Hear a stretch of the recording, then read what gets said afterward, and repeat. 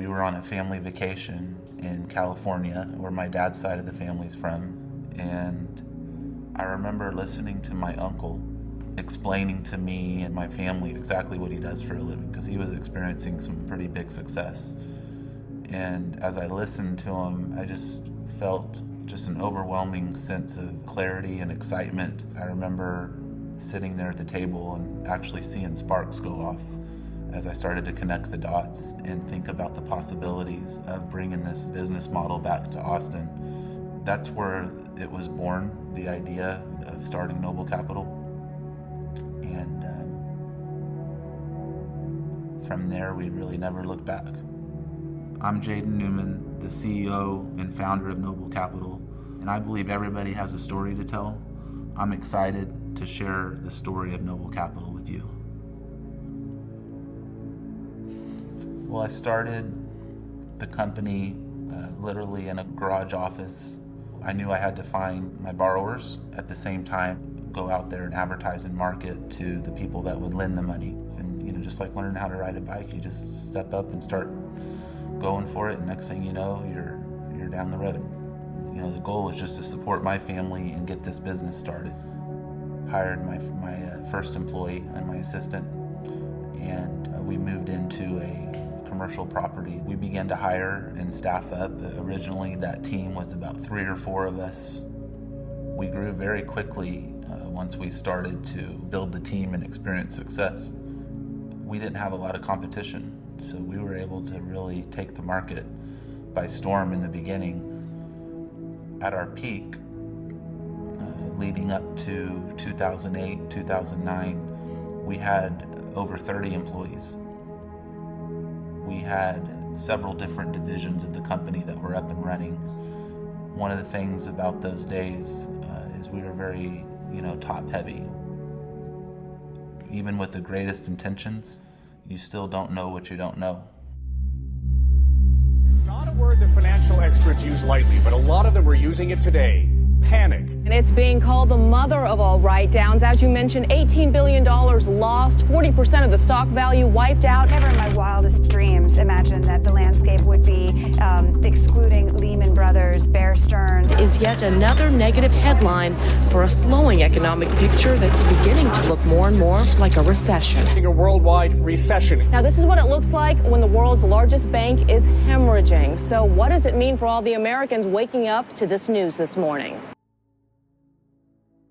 Towards the end of 2008, things just began to come to almost a crawl.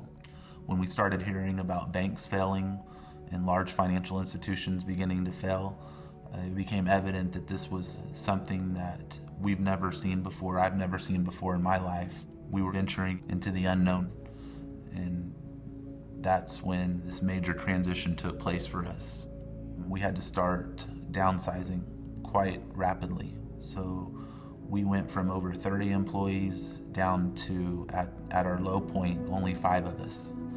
So that was really tough, to part ways with all of those people that were part of our team. And I went into one of the most difficult weekends of my life, where I just felt like I had to make a decision. When I went in that next day on Monday and I pulled my team together around the table, I said, guys, I've thought about it long and hard, and I've decided that we're not going to give up. In fact, if we don't make it, I'm going to be the last one to walk out of this office, because I need to be able to look at myself in the eye and say that I did absolutely everything I could do to save this company. It was difficult.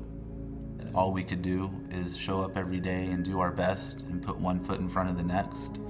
I had to come to the end of myself, the end of Jaden, and let go of some of the control.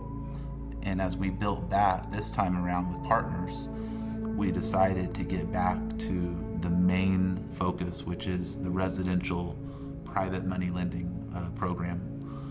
We got back to the drawing board and began to build that portfolio back up again and reestablish ourselves in the market, and today become much more successful than we ever imagined we'd be at this point.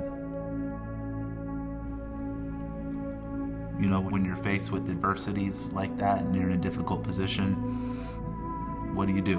A lot of people are going to handle it in different ways. I was just raised to not give up, not quit. You know, if we can get through the 2008 recession, then we think we can get through anything. There's no question the reason we're successful today is because of the people we have. We're like a family, no question about it. And it's not just about the money. You know, the success and a lot of the happiness comes when you help other people achieve their goals and dreams.